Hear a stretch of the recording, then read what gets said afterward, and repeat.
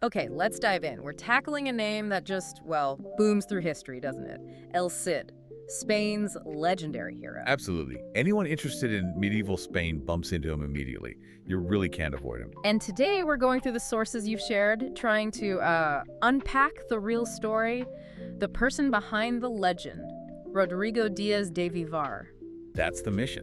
To look at his life, the world he navigated, which was incredibly complex, and see how this historical figure became this larger-than-life symbol. And what a world. Medieval Spain during the Reconquista.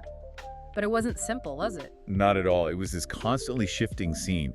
You had Christian kingdoms, yes, but also these independent Muslim kingdoms, the taifas, that popped up after Cordoba fell. And they weren't always fighting. No. They coexisted, they traded, they paid tribute, they made alliances. Sometimes Christian kingdoms fought each other, sometimes Muslim taifas fought each other, sometimes they teamed up across religious lines. It was messy.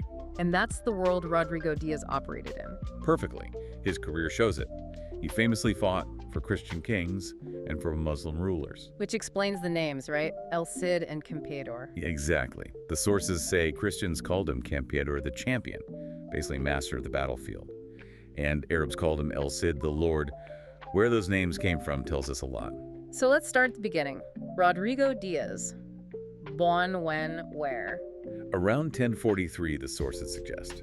In Vivar, which is near Burgos, up in Castile. And his family, were they big players? Minor nobility. Not the absolute top tier, but definitely noble. His father was a courtier, a cavalryman. So young Rodrigo had an inn at court. But peasants later saw him as one of them. That's interesting. It is, isn't it? Speaks volumes about his later image, that popular appeal he gained, despite the noble background. He grew up right in the heart of things, though, at court. Yes, at the court of Ferdinand the Great, King of Leon and Castile. Imagine the education that provided politics, warfare, diplomacy, all firsthand from a young age. So his career starts under Ferdinand's son. Under Sancho II, yeah. Ferdinand died, Sancho became King of Castile, and Rodrigo started his formal service. Castile was expanding then, and Rodrigo was involved right away. What were some of his first big moments? Well, the sources mentioned him fighting against Zaragoza, one of the big Moorish taifas, helped make its ruler a vassal, basically paying tribute to King Sancho. Showed his value early on. And this is where Campeador might come in? Possibly.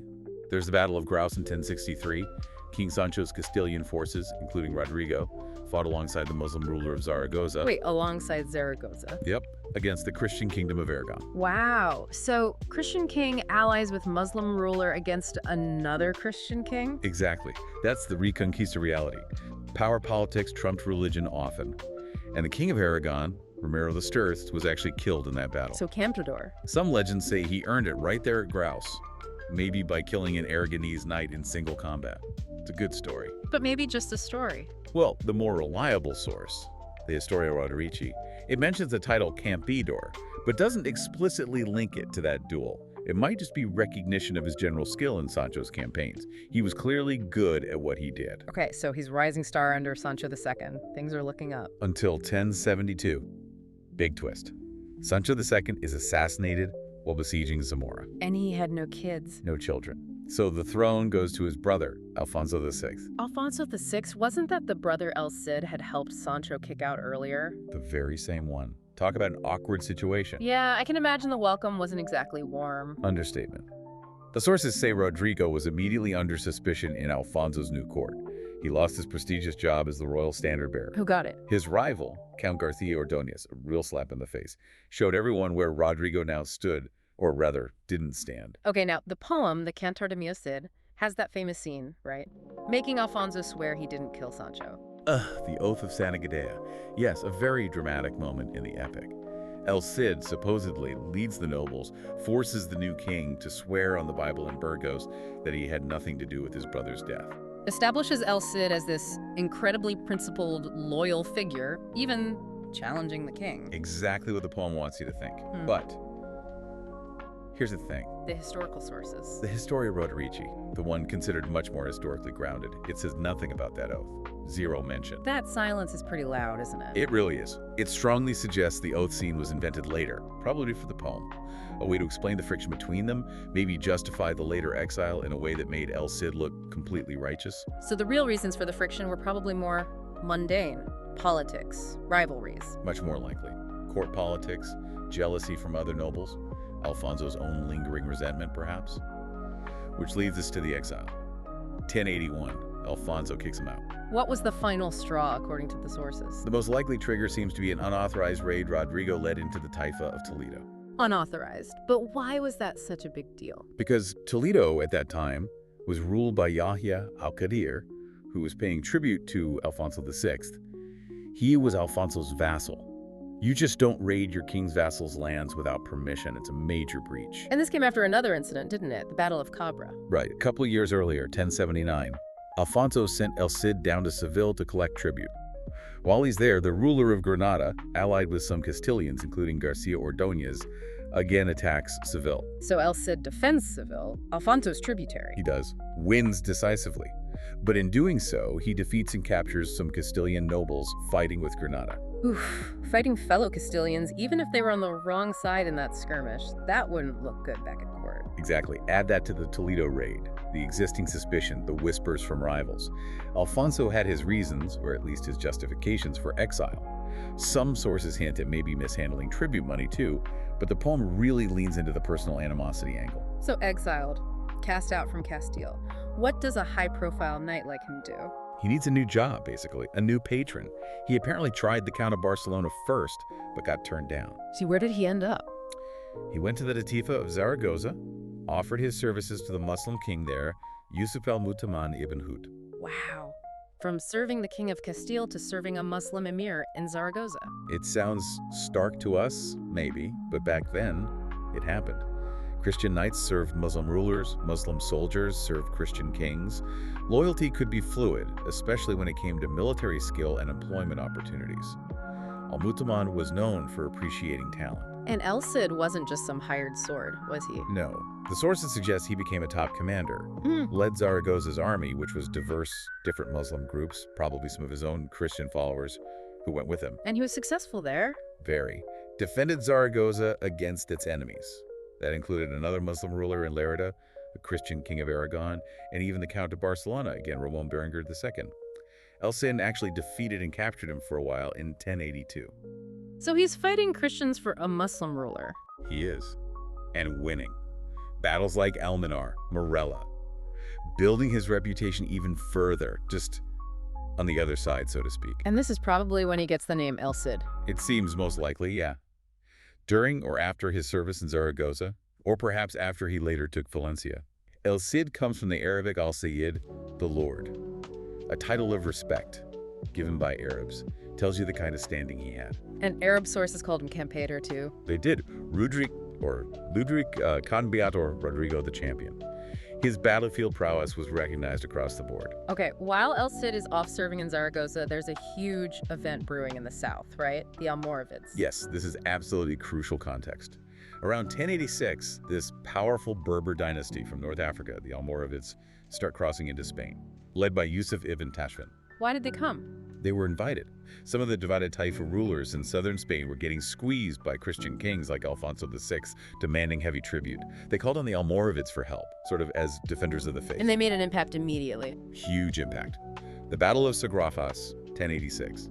The Almoravids absolutely crushed a combined Christian army, including Alfonso VI's forces. A disaster for Alfonso. A terrifying disaster. It stopped Christian expansion in its tracks for a while and put the fear of God, or perhaps the Almoravids, into Alfonso. He suddenly realized he needed all the help he could get. Which brings us back to Rodrigo Díaz de Vivar, El Cid, the best freelance general around. So Alfonso recalls him from exile, swallows his pride. Seems so. Around 1087, facing the Almoravid threat, Alfonso calls El Cid back. Sources say he welcomed him, gave him back some lands, titles. So happy reunion, back fighting for Castile. Well, not exactly. He returned, yes. Okay. But his focus seems to have shifted. He didn't just slot back into Alfonso's main fight against the Almoravids. He had his own plans. It looks that way. The sources suggest he saw an opportunity in the chaos. While Alfonso and the Almoravids were busy beating each other up, Rodrigo started focusing on the eastern coast, specifically the rich, strategic city of Valencia. Playing his own game, almost. Kind of carving out his own zone of influence. Technically still acknowledging Alfonso, but pursuing his own agenda. He had to deal with rivals again, though. Barcelona. Yep, Berengar Ramon II again. They both wanted Valencia. El Cid beat him again, captured him again at the Battle of Tibar in 1090. He keeps beating this guy. He does. And interestingly, after this, they seem to make peace. Sources mention El Cid's younger daughter, Maria, marrying Berengar Ramon's nephew, a strategic alliance to secure his flank. Smart politics. So how did he actually get control of Valencia? Did he just march in? Not initially. He played it carefully, increased his influence gradually. By 1092, he'd made the ruler of Valencia, Yahya al-Qadir, same guy whose territory he raided years before into his tributary. El Cid was basically the protector of the power behind the throne. But that didn't last. No. In 1094, there's an uprising in Valencia, led by the chief judge, maybe with Almorav backing. Al-Qadir gets killed. And that's El Cid's opening. His pretext, yes. Yeah. He responds by besieging the city. Was it a tough siege? Sounds like it was long and hard.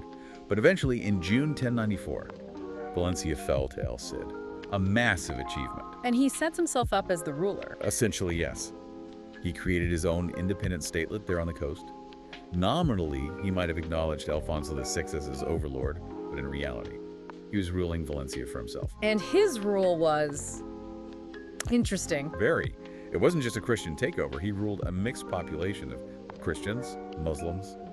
Both served in his army, his administration. It was pragmatic. He needed everyone to hold on to the city, especially with the Almoravids nearby. Who were definitely not happy about him being there. Not at all. They saw his independent principality as a major obstacle. His last years were basically spent fighting them off. Did he have success against them? He did, remarkably.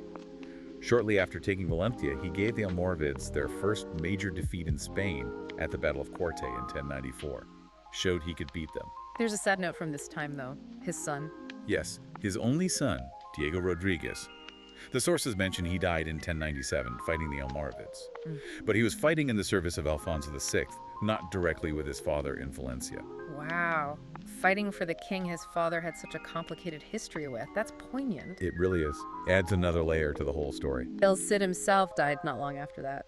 July 10th, 1099. In Valencia, still holding the city. And his wife, Jimena, tried to keep it going. She did, Jimena Diaz. She ruled Valencia after him, fought bravely against the Almoravids for about 3 years. A remarkable woman in her own right. But she couldn't hold it. Ultimately, no. The pressure was too great.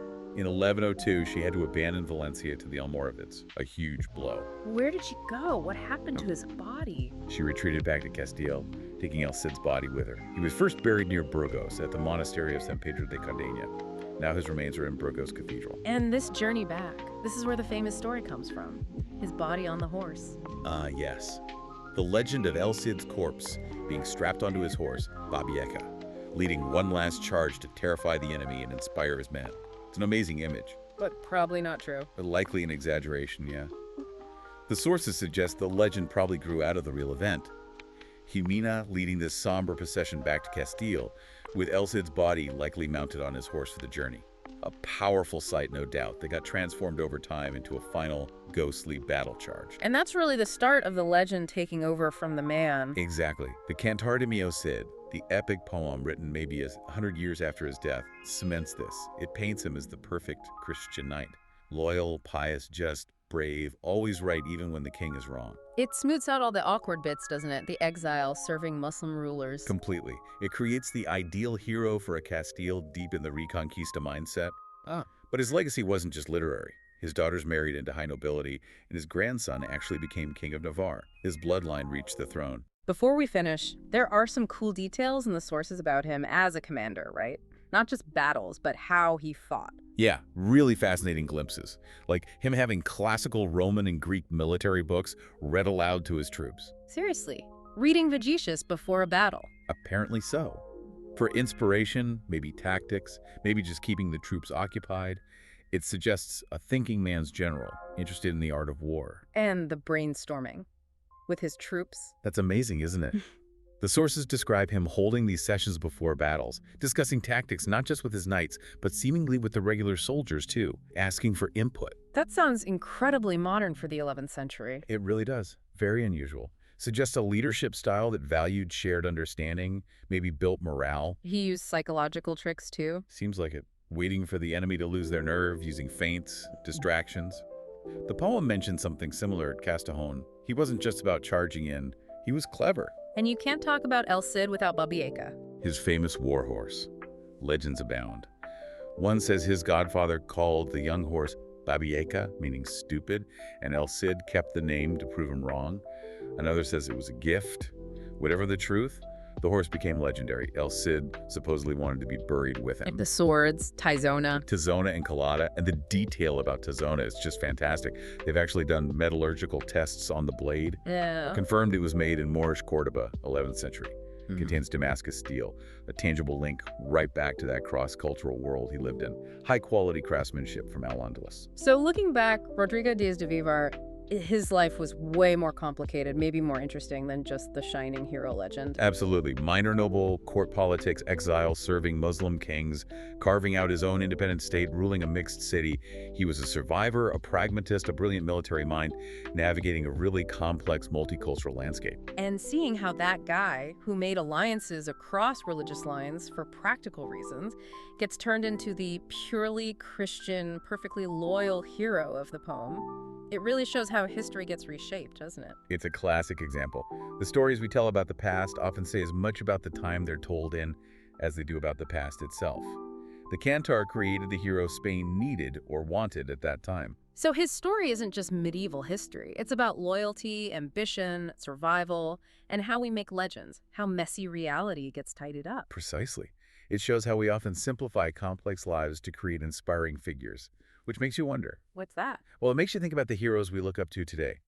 How much do their popular stories reflect the complicated, maybe contradictory truths of their actual lives? And what do the way we choose and shape our heroes say about what we value, or maybe what we wish we valued, in the present? Definitely something to chew on. A fascinating look at the man behind the legend of El Cid.